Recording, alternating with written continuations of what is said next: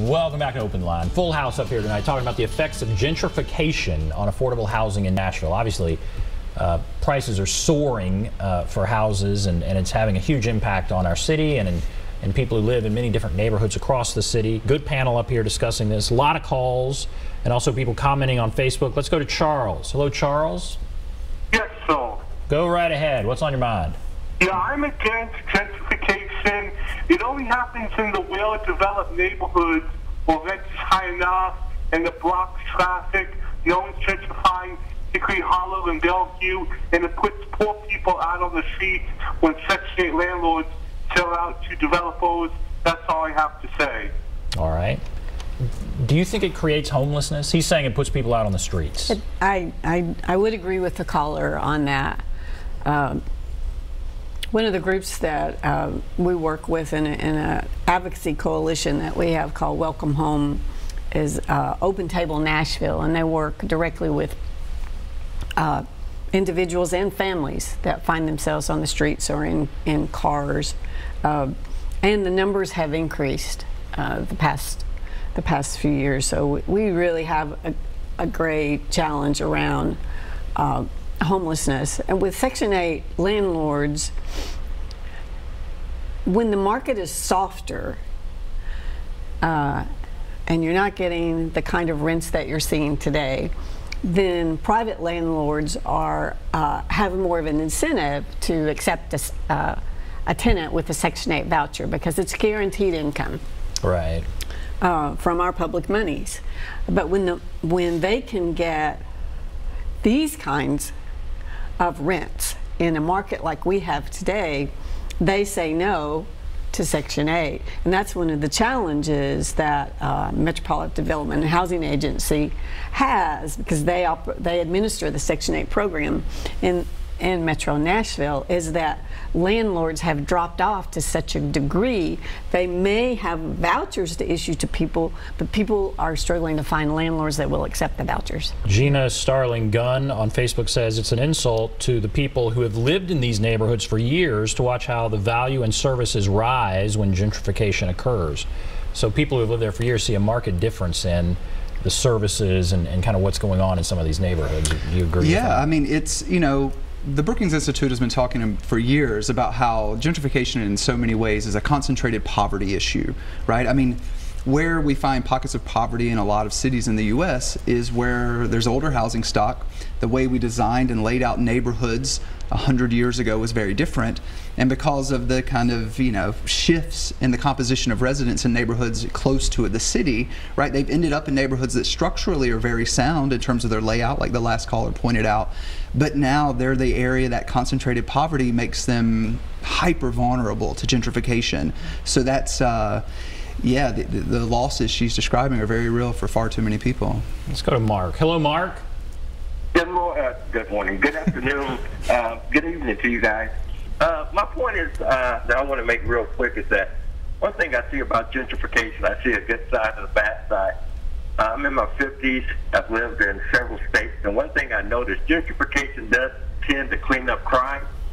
And it's a shame, though, when crime is cleaned up, certain people of certain races and classifications are pushed out.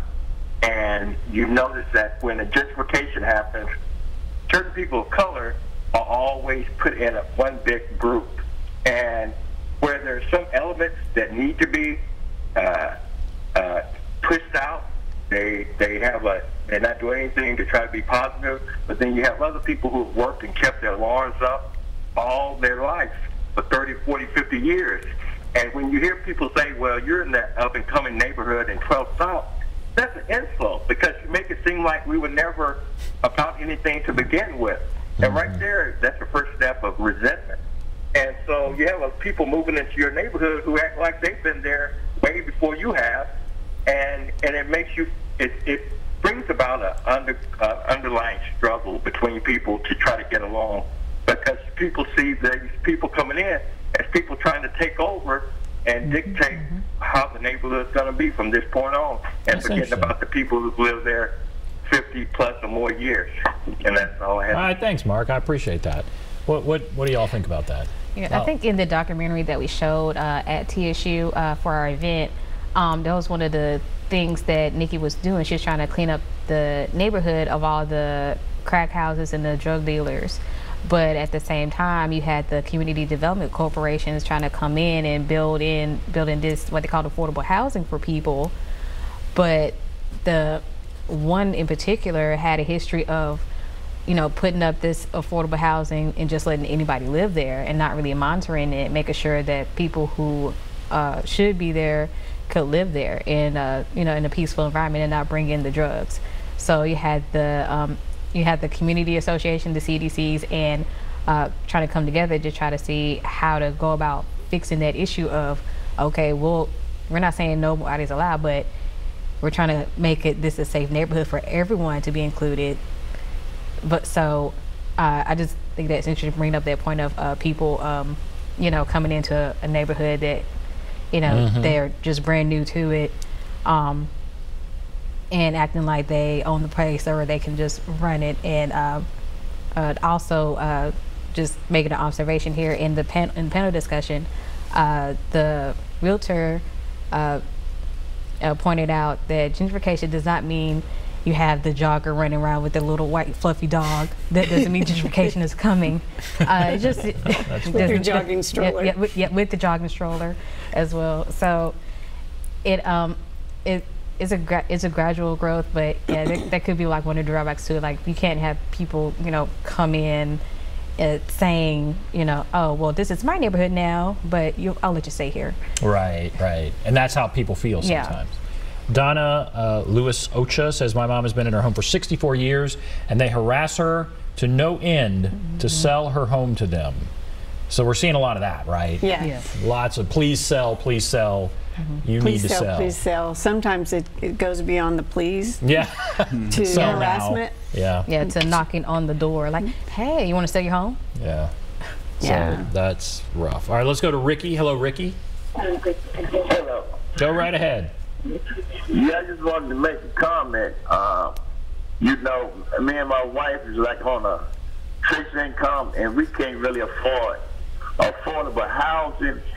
And sometimes when, you know, and I work part-time, sometimes down in Music City or what have you, and when I come home from work, I be seeing like thousands of people on Broadway. They drinking, they partying, they doing whatever they want. The police don't bother them whatsoever. And it's like it's more concerned with the tourists than the people who have been living in this city for years. But you let me sit on a bus stop with a beer, the police come harass me. What I'm saying, so many words, I believe people is really angry. I don't like the tourists. I don't like to see them. So I can't afford to eat at those restaurants. I go on 12th Avenue South, don't nobody down there look like me. And I don't even know whether I'll be allowed down there anymore. But I just whoever bringing the money in the city, that's who the city is concerned about. It's no longer concerned about respect. They look down on you and whatever have you because they got money to come in the city, party all night, do whatever they want, and it's fine. You know, and I talk to a lot of people on the bus that go to work back and forth who struggle for housing and being pushed out of the city and pushed wherever to be forgot about. That's the way we feel. So I feel like it's us against them. Us against them. Wow. Thank you for the call. What do you think of that? I mean, his anger is very real, right? It would be impossible to really delegitimize his fear there and his understandable anger, right? I mean, this really gets to the complicated nature of gentrification, right? I mean, this is why why Marie designed the event as she did, to say we have to, because of the nature of it, right? We've heard people discuss race tonight. We've heard the economic dimensions, right? We now hear the crime and other aspects of it, tourism, right? I mean, it's bound up with all of these issues. That's why it ultimately takes this cross-sectoral dialogue, right? Really, this gentrification, it's across the spectrum. These are the people who are, these voices have to be present, right? If they aren't, and we aren't building relationships to address this, then the people who have disproportionate power will dictate what development looks like. And that's where the role of government comes in, right? I mean, we're from the College of Public Service, Maria and I, and the spirit, the essence there is how do we get groups from different sectors to work together for what we kind of all hope can happen with a city? city like Nashville. We have to take a break, but on Facebook, we have Michelle Lee Smith, I think once again, saying, my boyfriend's mom lives in Columbus, Ohio, and once you rent a place, the rent never goes up. So that's rent control. So let's take a break. We'll talk about that. State law prevents that in Tennessee. It's illegal in Tennessee, but you know, we'll talk about that. We'll take a break. Be back right after this. Chicago.